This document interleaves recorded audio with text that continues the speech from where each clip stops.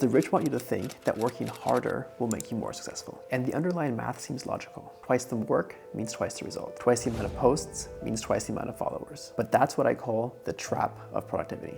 To illustrate this, let's take a look at venture capital. Picture this. Your name is Andy Bechtolsheim, and two college students just ask you to fund their idea of a better search engine. So you meet them in their parking lot and the product convinces you, so you write them a check for $100,000. That company is Google. Well, at IPO in 2004, that check was worth $300 million.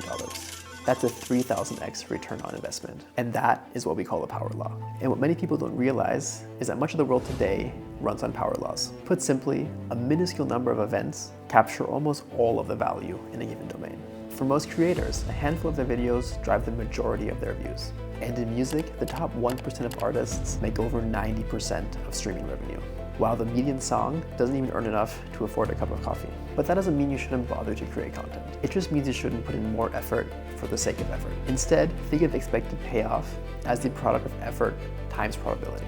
What activities are you investing how much of your time in? And what is the potential upside of said activities?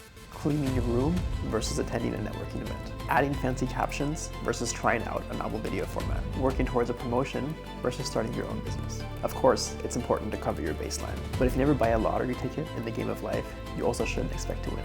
And I think the takeaway from this can be incredibly freeing, because by accepting that most risky attempts will fail, we can focus on building towards the outliers and on taking so many big swings that success becomes inevitable. In my next video, I would love to explore why I think this gap is only going to widen and how we can use AI and creative systems to win time back and then use that time to live, build, and create more intentionally. Because